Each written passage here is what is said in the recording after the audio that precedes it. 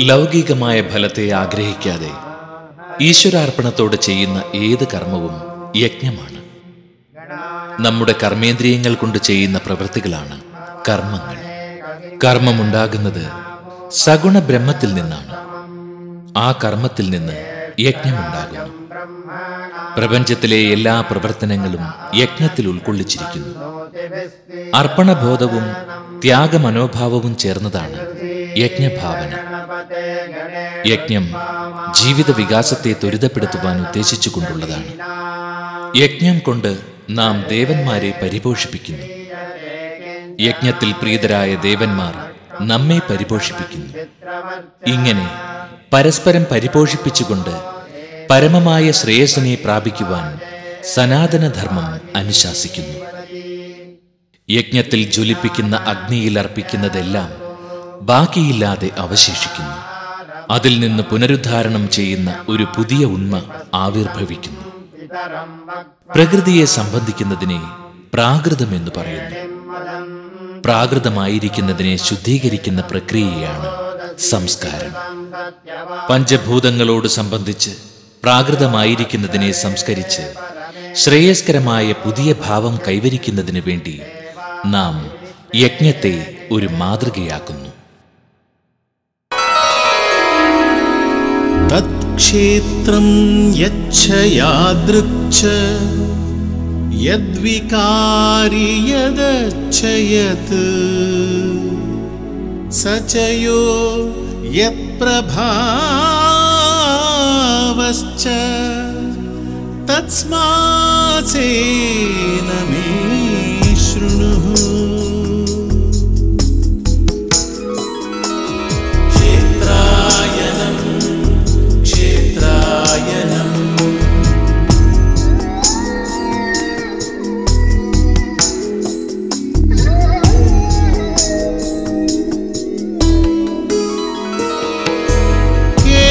കേരളനാടിൻ മഹിമകൾ കാക്കും ക്ഷേത്രങ്ങളിലൂടെ ഒരാത്മായനം. കേരളനാടിൻ മഹിമകൾ കാക്കും ക്ഷേത്രങ്ങളിലൂടെ ഒരാത്മായനം.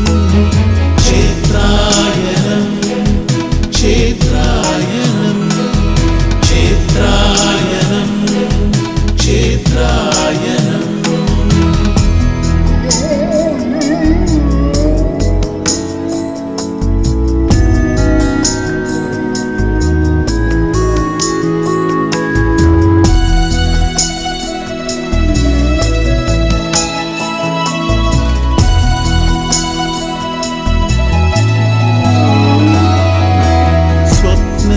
സ്വപ്നത്തിലുണരുന്ന മാമലനാടിൻ പകർനാട്ടമാകും ക്ഷേത്രങ്ങൾ.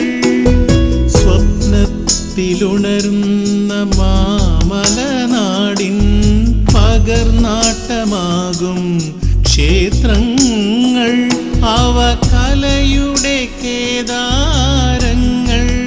കേരള കലയുടെ കേദാരങ്ങൾ.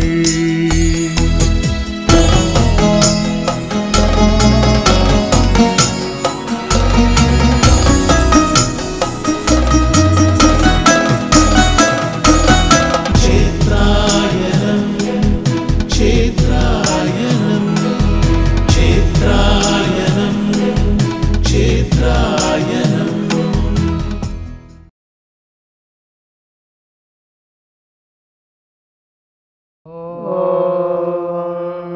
വൈദിക ഉപാസനയുടെ കാലഘട്ടം ഭാരതത്തിൽ യാഗങ്ങളുടെ കാലമായിരുന്നു.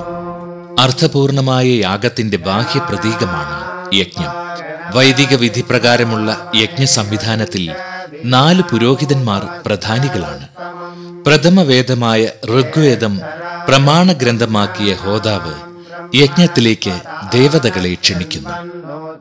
സംഗീത പ്രധാനമായ സാമവേദം പ്രമാണമായി സ്വീകരിച്ച ഉദ്ഗാതാവ് യജ്ഞസന്ദർഭത്തിൽ സാമവേദ മന്ത്രങ്ങൾ ഉറക്കെ ചൊല്ലുന്നു. യജ്ഞകർമ്മം മന്ത്രജപത്തോടെ ആചരിക്കുന്നത് യജുർവേദ പ്രാമാണികനായ അധരുവാണ്. യജ്ഞകർമ്മം നിർവഹിക്കുന്നവരെ ഋതിക്കുകൾ എന്ന് നാമകരണം ചെയ്തിരിക്കുന്നു. ഋതിക്കുകളുടെ പ്രവൃത്തിയിലെ തെറ്റും ശരിയും നിർണയിക്കുന്ന യജ്ഞത്തിന്റെ അധ്യക്ഷനാണ് ബ്രഹ്മൻ അഥവാ യജമാനൻ. ഋതിക്കുകൾ യജമാനനു വേണ്ടിയാണ് യാഗം ചെയ്യുന്നത്. യജ്ഞം തനിക്ക് വേണ്ടിയുള്ളതല്ല, ഈശ്വരനു വേണ്ടിയുള്ളതാണ് എന്നാണ് യജമാനന്റെ സങ്കല്പം. എല്ലാം തനിക്കെന്ന് കരുതുന്ന സ്വാർത്ഥ മാനസരുടെ ഇടയിൽ സ്വാർത്ഥത ലേശമില്ലാതെ സർവജനങ്ങളുടെയും ഐശ്വര്യ അഭിവൃദ്ധിക്കായി അനുഷ്ഠിക്കുന്ന വിശിഷ്ട കർമ്മമാണ് യജ്ഞം.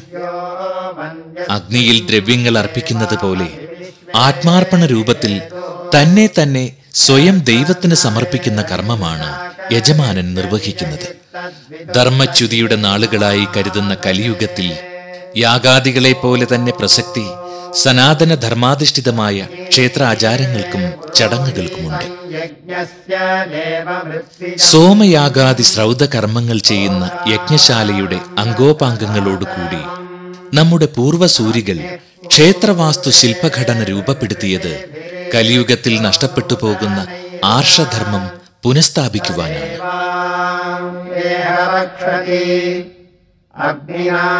യജ്ഞശാലയുടെ യൂപത്തിന്റെ സ്ഥാനത്താണ് ക്ഷേത്രത്തിലെ കൊടിമരം സ്ഥിതി ചെയ്യുന്നത്. ക്ഷേത്ര സങ്കേതത്തിലെ വലിയമ്പലം യജ്ഞശാലയുടെ ഹവിർദാനത്തിന്റെ പകർപ്പാണ്. യജ്ഞശാലയുടെ ഉത്തരവേദിയുടെയും ദശപഥത്തിന്റെയും സ്ഥാനത്ത് ക്ഷേത്രത്തിന്റെ ബലിക്കൽ പുരസ്ഥാപിക്കുന്നു. ക്ഷേത്രമണ്ഡപം യജ്ഞശാലയിലെ വേദമന്ത്ര പ്രയോഗ സ്ഥലമായ സദസ്സിനെ പ്രതീകവൽക്കരിക്കുന്നു. ശ്രീകോവിൽ പണിതുയർത്തിയിരിക്കുന്നത് യജ്ഞശാലയിലെ പ്രാഗംശശാലയുടെ സ്ഥാനമാനങ്ങൾക്കനുസരിച്ചാണ്. യജ്ഞശാലയിൽ എരിഞ്ഞുയരുന്ന ത്രേതാഗ്നികുണ്ഡ മധ്യത്തിലുള്ള വേദി ശ്രീകോവിലിനുള്ളിലെ ബിംബപ്രതിഷ്ഠയുടെ ഇടമാണ്. ശ്രീകോവിലാകുന്ന അഗ്നികുണ്ഡത്തിലെ ബിംബമാകുന്ന അഗ്നിജ്വാലയിൽ സമർപ്പിക്കുന്ന ഹോമം തന്നെയാണ് ദേവപൂജ. ദേവപൂജയ്ക്കായി പഞ്ചമഹായജ്ഞങ്ങളായ ബ്രഹ്മയജ്ഞം, ദേവയജ്ഞം, ഭൂതയജ്ഞം, പിതൃയജ്ഞം, മനുഷ്യയജ്ഞം എന്നീ നിത്യകർമ്മങ്ങളെ സമാഹരിച്ചിരിക്കുന്നു.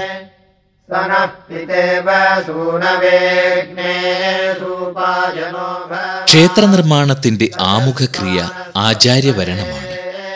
യജ്ഞസന്ദർഭത്തിൽ യജമാനനെ ക്ഷണിക്കുന്ന ചടങ്ങും ആചാര്യവരണം എന്നറിയപ്പെടുന്നു.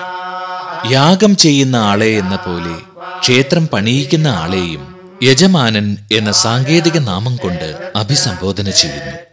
യാഗത്തിലെ ഋതിക്കുകളെ ക്ഷേത്രത്തിലെ കർമ്മസ്ഥാനത്ത് പരികർമ്മികൾ എന്നറിയപ്പെടുന്നു. വൈദിക സംസ്കാര തനിമയും ക്ഷേത്രാചാരപരമായ താന്ത്രിക വിധികളും ഇഴചേരുന്ന ആത്മീയ മണ്ഡലത്തെ പ്രശോഭിപ്പിച്ചുകൊണ്ട് ഒരു അപൂർവ സംഗമം പോലെ നവി മുംബൈയുടെ നഗരപ്രാന്തത്തനുഷ്ഠിച്ച ശൈവ വൈഷ്ണവ ശാക്തേയ മഹായാഗത്തിന്റെ അനുഗ്രഹ വർഷങ്ങളേറ്റുവാങ്ങിയ നിറമനസ്സുമായാണ് ക്ഷേത്രായനം ഇന്ന് പ്രേക്ഷകരുടെ മുന്നിലെത്തുന്നത്.